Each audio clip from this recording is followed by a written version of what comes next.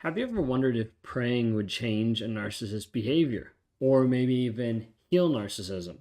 Maybe there's a way that if you pray or if you connect with someone on a certain level, that narcissists will change.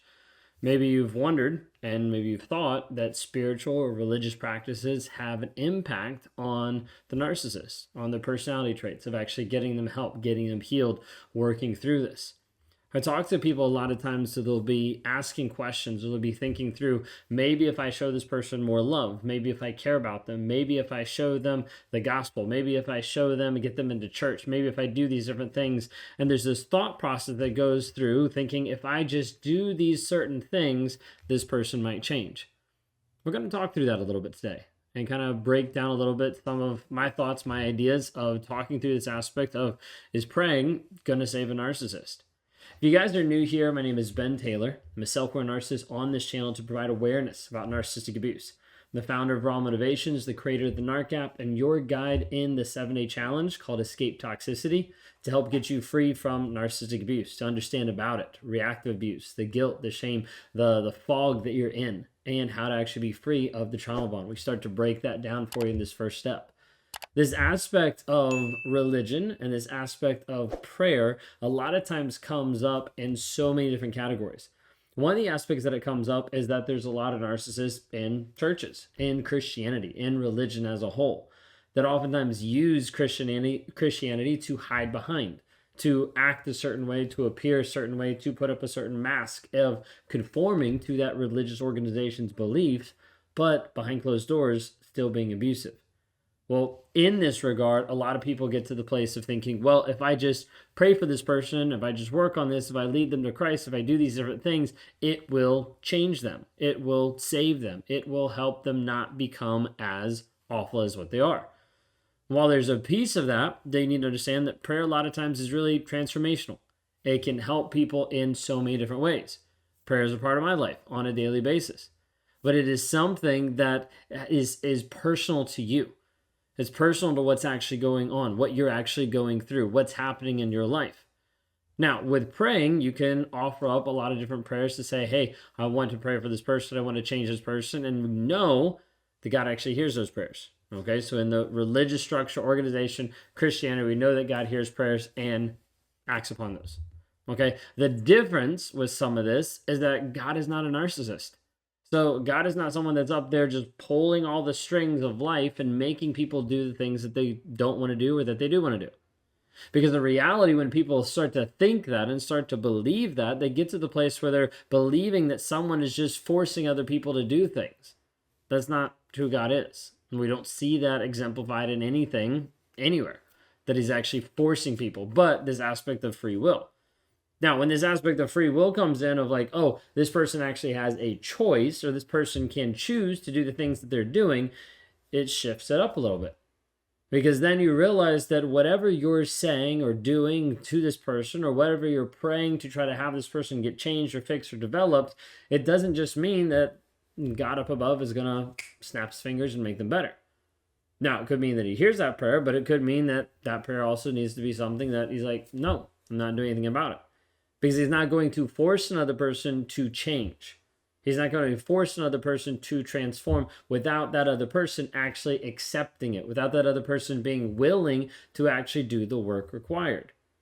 And this is where a lot of people think that they can start to change the narcissist. They can start to fix the narcissist, that they can play God and actually fix another person. When in reality, the only person you can truly transform and work on is yourself.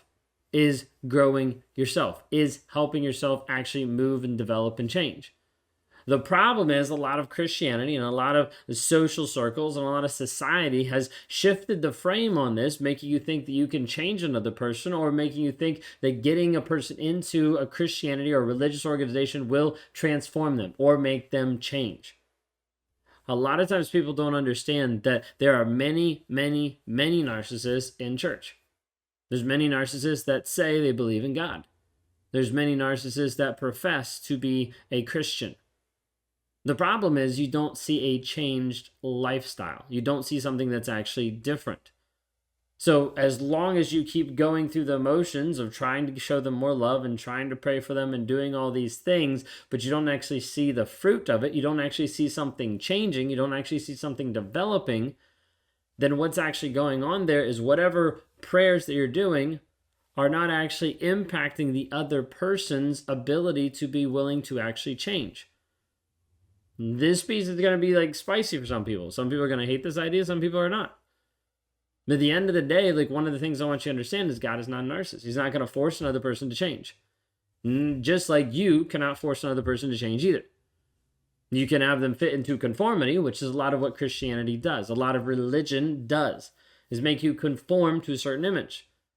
That's why a lot of Christians and a lot of social circles and a lot of churches are only producing more narcissists, because they're convincing society of this is how it's supposed to look. This is how you're supposed to act. This is what you're supposed to do. To look a certain way, to act a certain way, to be spiritual. And all you see is people putting more rules and regulations on different people, saying, hey, you need to look like this, and then it's easy to build a mask. It's easy to look a certain way. That's what I did. I built a mask based on the image that everybody else wanted me to be, based on the image that everybody thought I should be, based on the image that I was supposed to step into. Saying, this is who I'm supposed to be. This is how I'm supposed to show up and serve and be this person for the religious organization I was in. And that piece showed this incongruence in my life. Of like, this is who I'm pretending to be, but this is not who I actually am. This is the mask that I'm putting up for others to see, but it's not actually who I am. What I was doing is I was still hiding the stuff that was inside because I didn't want to own it. I didn't want to be honest with it. I didn't actually want to expose it. There's a lot of aspects in Christianity that it talks about exposing, but when you actually get into the church, there's no exposure actually happening. There's a bunch of sedation. There's a bunch of lies. There's a bunch of people that come together and pat each other on the back and smile and have a great time, and no one actually talking about real shit. Because they're too scared of what that would make them look like, because then they won't be conformed to a certain image, and they'll actually show up like there's stuff wrong with them. Welcome to life. There is. Everybody has stuff wrong with them. But the journey is growing and changing and developing. Now, whatever religious organization or Christianity that you align to, the thing I need you to understand is your journey with that is personal. Your journey with that is also not a weapon to be able to beat other people into submission or into conformity.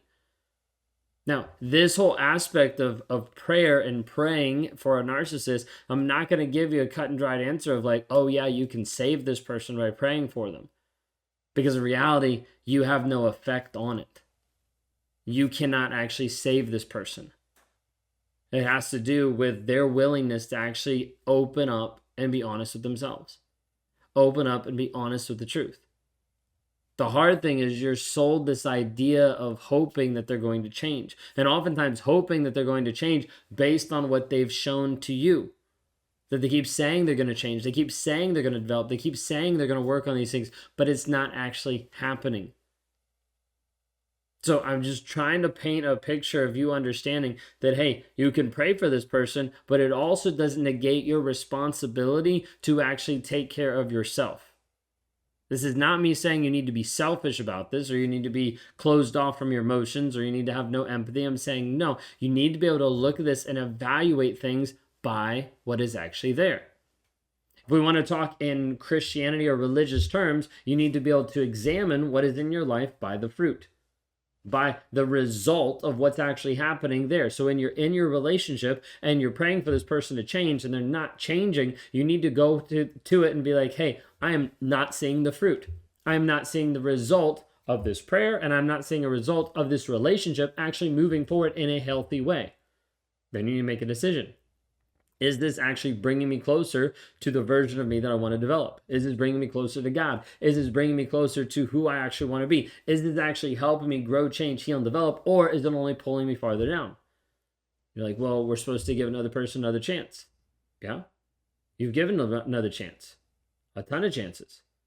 The thing is, you keep holding out that something's going to change when this other person has shown no remorse, no care, no change over years. How long will you keep doing that?